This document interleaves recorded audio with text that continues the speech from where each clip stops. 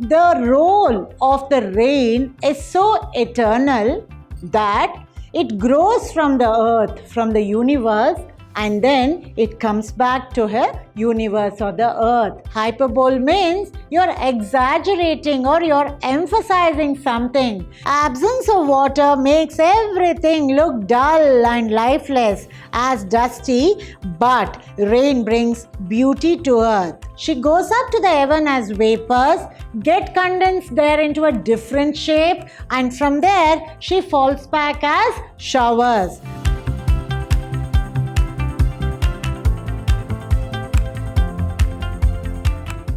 Hello students and welcome to Prep School English classes. Today's session is Poem 3 from your Hornbill textbook. The poem title, The Voice of the Rain. The very title of the poem tells us that the poem has got to do something with rain. Now, most of us are nature lovers and most of us aren't. For the ones who really love the nature, they admire every bit present in nature. It could be the mountains, the rocks, the lakes, the rivers, the sky, the sun, the moon, what not. And why do they admire? They admire because they feel very closely associated with nature. They try to understand the language of the nature and they try to grow along with the nature. So, the voice of the rain is one such poem where the poet feels that rain is speaking to him, and then he translates the language of the rain to his readers. So let's see what is the poem, The Voice of the Rain, all about. I will be discussing today, as I discuss in every poem, who is the author, what are the poetic devices, what is the theme, what is the message or the conclusion. So let's look at who is the author, what are the poetic device, the theme, the conclusion and the message that the poem gives to a reader. So moving to the author of the poem, The Voice of the Rain, is Walt Whitman. Now, he is an American poet. He is also an essayist and a journalist too. He gets the Golden Kite Award for picture book illustration. So he has got the Golden Book Award for picture book illustration.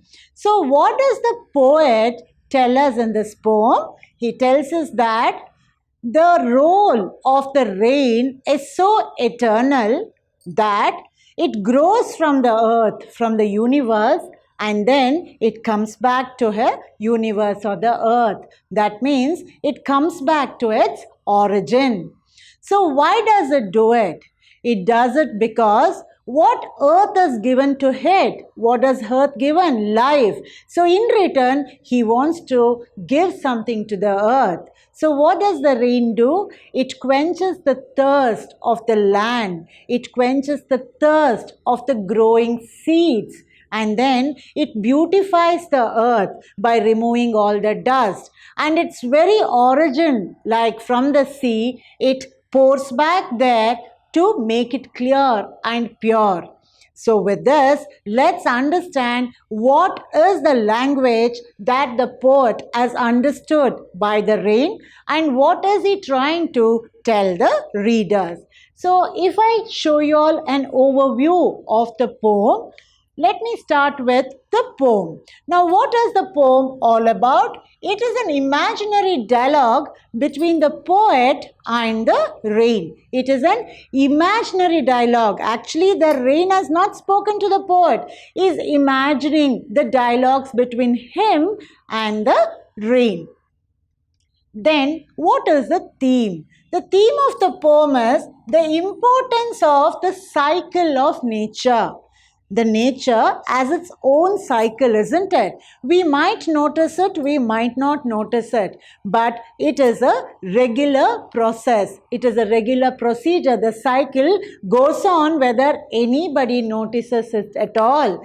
So the importance of the cycle of the nature is shown in this poem, followed by the eternal role that the rain plays in nurturing various elements of the earth. I told you, what does the rain do? Mainly, it gives water everywhere. So, water is there, the earth is greener. Water is there, the earth is dust free. Water is there, all the droughts are taken away. It washes the land. It helps the seeds to grow, isn't it? So, the eternal role means it is a never dying role that what the rain is doing. It is born and it comes back in service. So the eternal role that the rain plays in nurturing various elements of the earth is the theme of the poem. Moving forward, when you look at the title, it is a tale of the rain that is understood by the poet and translated to the reader. So the tale of the rain is understood by the poet and then he translates it to the reader. So the very title of the poem, which says the voice of the rain. The voice is the language or what the rain speaks to the poet. Moving forward, the message. The poem does give us a certain message, isn't it? So what is the message? Rain is a life-giving force. I think all of us believe it. Can we last? Can we live without rain or water? No. So rain is a life-giving force and then it gives life back to its origin. What do you mean by back to its origin? From where does the rain origin? It origins as a vapor from the land, vapor from the river and seas and lake, isn't it? What happens after that? It goes up to the heaven. There, it is transformed into another shape. Okay, it forms a cloud and then it falls back as soft showers. So that is what it says, that it gives life back to its origin. By falling back to earth, by falling back to its origin, what happens? It gives life to the universe. It gives life to the earth. So it makes the sea very beautiful and pure. Alright, you would have seen muddy river which has stagnated without any water, and but then during the rainy season what happens? The water gushes in, it clears, it flows, and after a while you see it is pure and it is beautiful. And also it helps to wash the land. When I say it helps to wash the land, you have seen on a heavy rainy day what happens? The water flows. Along with that it carries all the dust and the dirt, isn't it? So that is one meaning. Another meaning is in the droughted place where there is no water at all, and when it rains, it washes the land, in the sense the water sinks into the land and it helps the seeds to germinate. So this is the message. The role of the rain is shown to us in the message, because most of us wouldn't even have thought the importance of rain. We wouldn't even have admired the importance of rain, isn't it? So this being the overview of the poem. The title of the poem is The Voice of the Rain. Let's move forward to understand few of the poetic devices. Now when I tell you all poetic devices, I have already told you all that they are the essential tool that the poet uses to make his poem very meaningful, very appealing and eye-catching, or making people understand, making the reader understand it better. So let's see what are the poetic devices in the poem. So you see 5 of them here. You are already familiar with all the 5, isn't it? The first one being personification, and then metaphor, alliteration, hyperbole, and it is a imagery poem. So I repeat, there are 5 poetic devices here: personification, alliteration, metaphor, hyperbole, and the poem itself is a imagery poem. When you look at the title only, you're trying to imagine that the rain talking to the poet. All right. So a human touch of talking is given. Is it possible? No. But you're imagining, correct? So it is an imagery poem. So with this, let me take you forward to understand in detail what are these poetic devices. I think in my earlier poem, I have explained the same thing, and understand that a metaphor is a direct comparison between people, object, and things. So when rain says that I am the poem of the earth, you see metaphor there. A direct comparison is happening to say that the rain is a poem of the earth. So that is metaphor. And the regular example what I have shown you, you are my sunshine. When I say you are my sunshine, directly I am comparing you to a sunshine. Moving forward to the second one, hyperbole. This also you have come across in your previous poems. It is an extreme exaggeration to emphasize something. An extreme exaggeration. It is not a comparison. It is not to say like or as, but it is an exaggeration. You're emphasizing something. So in the poem, when it says bottomless sea, bottomless sea means it is so deep that you can't see the bottom at all. So you're emphasizing the depth of the sea. So there you see hyperbole in this poem. So what is the example I've given you previously? You were told to clean the room 1,000,000 times. So you are emphasizing about cleaning the room not once but 1,000,000 times. So you see that exaggeration there. Moving to the next one is personification. Now what is personification? When you're giving human qualities to animals or objects, animals cannot speak, objects cannot speak. But when you're giving the human qualities like dancing or speaking or whistling or whatever it could be, that is called as personification. Now in this poem, the voice of the rain. When I say the voice of the rain, the title itself is personification. Why do I say that? Because will rain ever have a voice? No. But the voice is a human quality that you are giving the rain. So remember, personification is giving human qualities to animals or objects. So example, the lightning dances across the sea. I've told you this example many a times that the lightning doesn't know to dance. Dance is a human quality, isn't it? So here when we are saying the lightning dances across the sea or across the sky, you can even make it across the sky, that means to say that it is personification, because dancing is the human quality that is given to the lightning. So have a look at this once again. What is a metaphor? It is a direct comparison. What is an hyperbole? It is an extreme exaggeration to emphasize. And what is personification?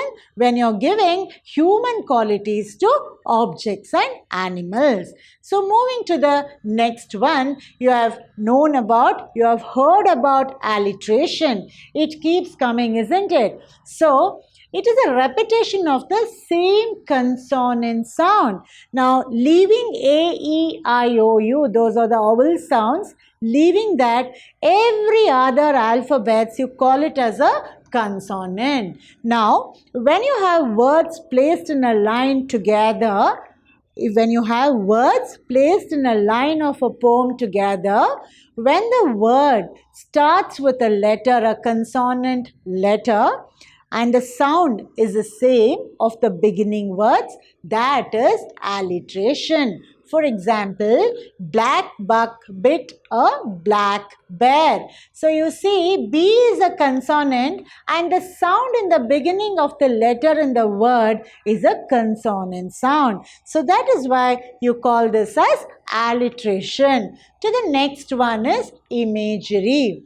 So I have already told you what is imagery. It is a descriptive writing that appeals to the sense. Whose sense? To our sense. Okay, so when the poet is explaining about the rain, you get a visual sense on what is he explaining. Or when he's telling that the rain is talking, it has got a voice. So we start to sense with our hearing, isn't it? So imagery is a descriptive writing that appeals to the senses. Now, a full moon in a black sky. When I say a full moon in a black sky, you start to imagine a black sky and a full moon. So you have that visual imagination, isn't it? So that is exactly what is imagery. So now knowing the 5 poetic devices that appear in this poem, The Voice of the Rain, what are they? Alliteration, imagery, personification, metaphor and hyperbole. It's important while you read, while you study a poem, you need to know the poetic devices, and every time I'm teaching you a poem, I repeatedly teach you these poetic devices. So dear children, you need to make a note of the same. So in every poem, I touch upon the poetic devices, and I always tell you all that it is important. So while you read the poem from your textbook, you need to make a note of the poetic devices, and while you're listening to my classes, you should also make a note and be familiar with what are the poetic devices. So with this, let me take you forward to the line-to-line explanation or a short summary of what is the poem The Voice of the Rain all about. Before that, let's see, let's hear, let's feel the showers of rain. I will be playing a small clipping about how does the rain brings that feeling for us. Please watch it for a while before I can take you to the summary of the poem.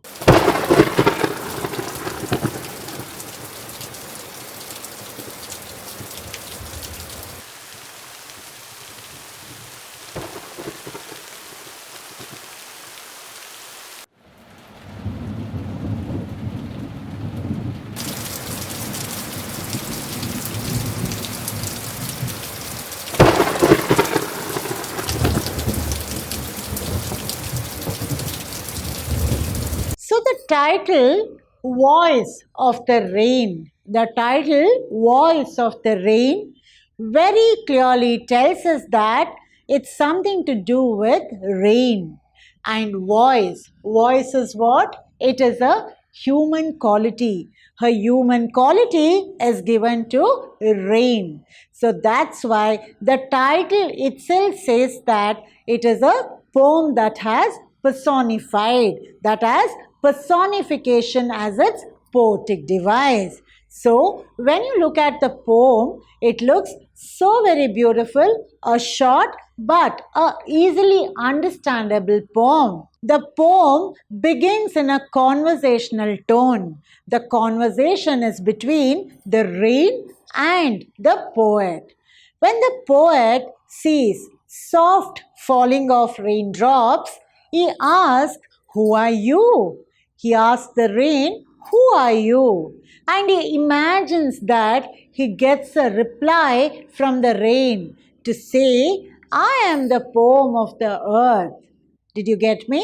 So the poet is imagining when he asks, looking at the showers, he asks, "Who are you?" So she says, she hears the rain. She says, "I am the poem of the earth." So with this, he goes forward. So what does the rain tell him? The rain tell him that I am the origin of the earth. I am the poem of the earth. I've been born on the earth. I reach to the heaven and I come back. Why do I come back? I come back to quench the thirst. I come back to add beauty to the earth. I come back to make the sea pure. I come back to help the seeds grow. I come back to wash the land and make it more beautiful. So with this, the rain keeps going about what is its eternal role and what is the cycle of nature that she is involved in. And she feels that though nobody notices her, or though it is a thankless job, but she does her duty, that she is origins from the earth and she comes back. So this cycle of nature is exactly what the poem is all about. So moving forward, let me take you in detail, paragraph by paragraph, about what is the explanation, what are the difficult words there, and how are the lines related in meaning, and then what are the poetic device. So if you look at this, the poem is divided into 4 stanzas. It's divided into 4 stanzas. In the same way, stanza-wise explanation is what I will be giving you. So have a look at the board, be very attentive, listen to my voice and understand the poem. Meanwhile, keep your textbook also open so that you can understand the poem better. So over to you. Have a look at the screen right now. Let me take you through the poem stanza-wise. The first stanza is here for you. And who art thou, said I to the soft falling shower, which, strange to tell, gave me an answer, as here translated, "I'm the poem of the earth," said the voice of the rain. The poem begins with the poet asking for identity of the soft falling rain showers. Surprisingly, the rain replies to his questions, which the poet translates for his readers. The rain is in its own voice, tells the poet that she is the poem of the earth. So here, thou means you, and I is the poet himself. Soft falling is dropping softly, and then shower means raindrops. So let's move forward to understand what are the poetic device in stanza 1. The first one is soft falling shower. It is an imagery. The soft falling shower means what? The raindrops are falling so softly. So that brings us into an imagination. So that's why it is an imagery. Moving to the next one, you see sad, soft shower is an alliteration. Why do we say it is an alliteration? Because you see, the S letter is repeated in all these 3 words. It is in the beginning of the word, it is a consonant sound. So that's why we call it a alliteration. Moving to the next one, I am the poem of earth. You see, there is a direct comparison that the rain says, she is the poem of the earth. So that is why we say it as a metaphor. And the last one here is voice of the rain. The rain does not have voice, isn't it? But the poet is giving a human quality to the rain. So that's why it is personification. So remember, stanza 1 of the poem, The Voice of the Rain, has got 4 poetic devices: imagery, alliteration, metaphor, and personification. Moving to the second stanza, eternal I rise, impalpable, out of the land and the bottomless sea, upward to heaven, whence vaguely formed, altogether changed, and yet the same. So when we go to the second stanza, what are the words that you need to understand here? Eternal means everlasting. Impalpable means impossible to touch. Whence means from where. And vaguely means unclearly. So what does the stanza say? The poet says that the rain is an eternal process, but it takes different forms at different times. It rises from the land and the deep sea and water vapors and goes up to the sky. There it forms the cloud by taking an indistinct shape. Although it changes its shape or form, its core matter remains the same. Vapor and clouds contain water, so they get transformed into the other. The words here, impalpable and eternal, indicates that nature is not fully understood. Some part of nature always remains beyond our reach. So let's move forward to understand what is the poetic device in stanza 2. You just have one poetic device, and that is bottomless sea. It is a hyperbole. Why? Hyperbole means you're exaggerating or you're emphasizing something. So bottomless sea, bottomless, the depth of the sea is what is getting exaggerated here.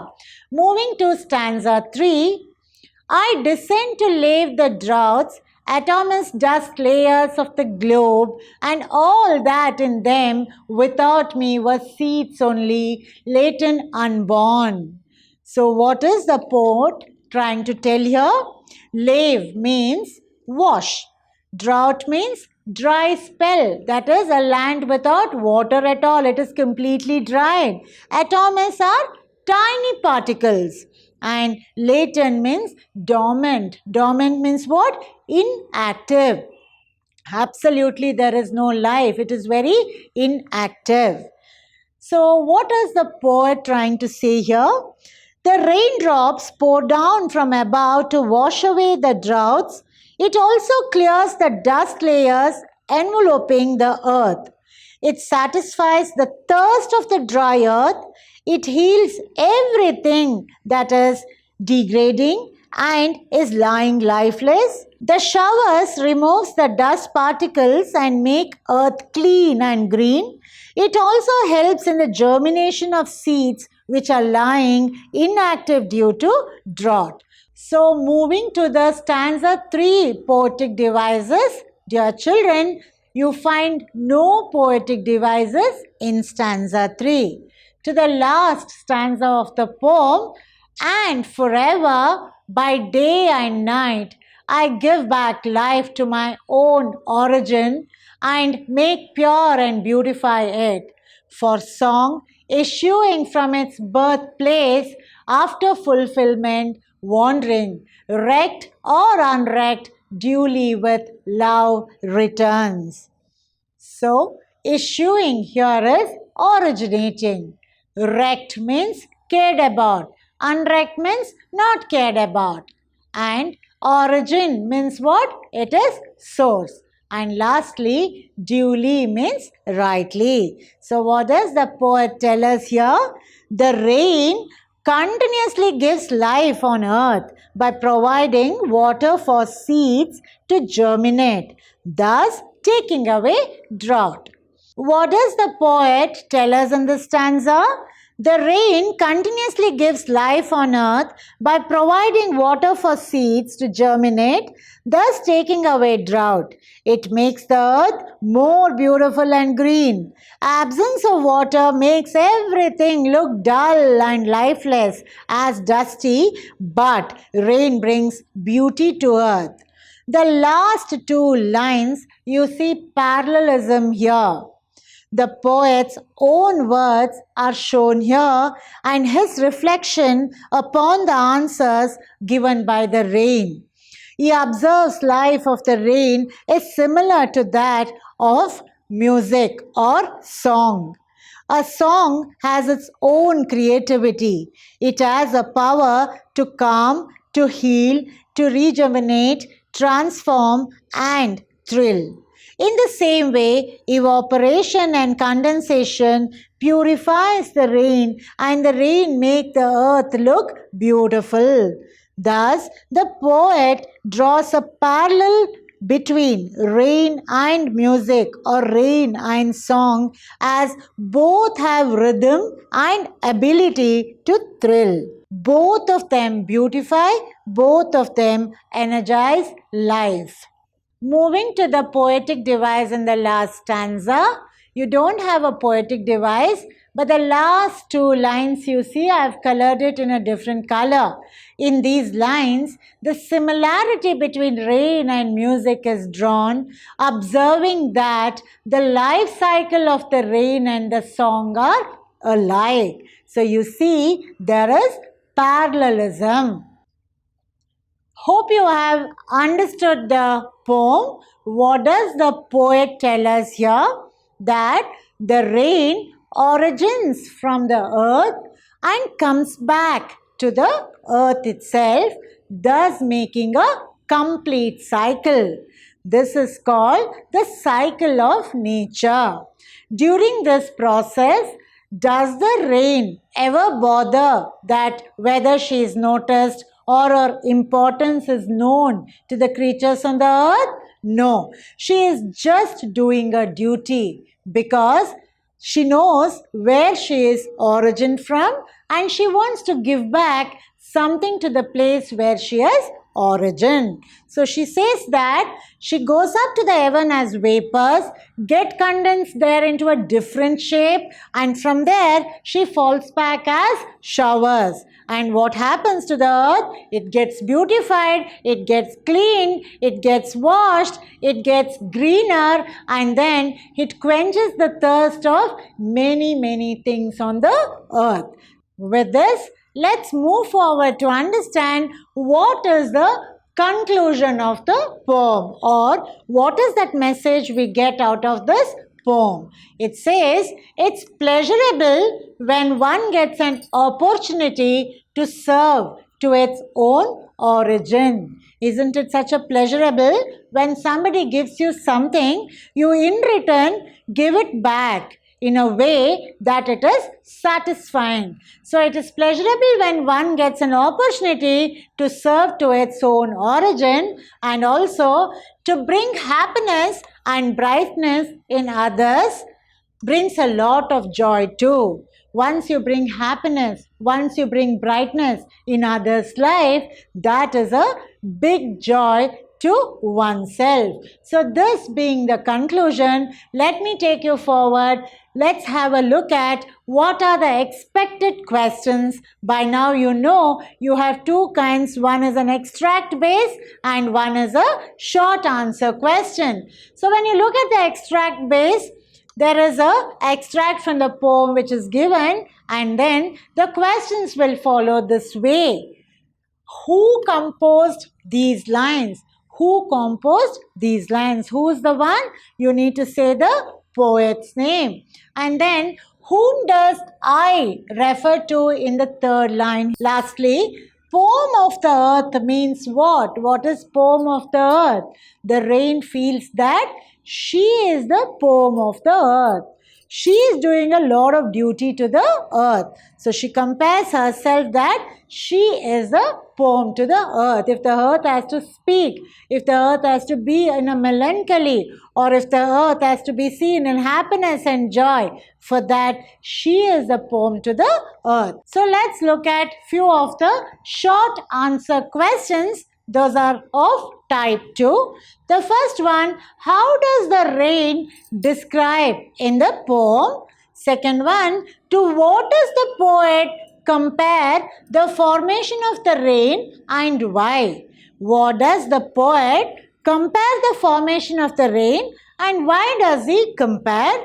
Why does the rain descend on the earth? What is the reason for the rain to come back to the earth? Why does it descend on the earth? What is the parallel drawn between the rain and music in the poem? Lastly, what does the rain do to the earth? What does the rain do to the earth? These are few of the questions that you can expect from the poem. And once again, every class I don't have to remind you all that you need to read the textbook, isn't it? So please read the poem from the textbook and try to connect to what did you learn in the chapter today. What did you learn in today's session? So that's it for today. Before I conclude, once again let me repeat. I hope you have understood today's session titled The Voice of the Rain. Who is the author? What is the title and the theme all about? What is a summary of the poem? What were the poetic devices there? And how is the poet trying to translate what is the conversation that he had with the rain? How is he trying to translate the same to the readers? So with this, remember children, rain adds to the beauty of the earth. I don't think there's anybody who does not like rain, isn't it? All of us love rainy season. Why is it? Because soon after rainy season, you see, the nature and the surrounding looks so beautiful. Everything is in green, everything clean, isn't it? And then it gives us a lot of energy. Actually, our tiredness would have gone. So that is why rain adds to the beauty of nature. So that's it for today. See you in my next session. I will be doing grammar, sentence transformation. Until then, all smiles to you. Bye-bye.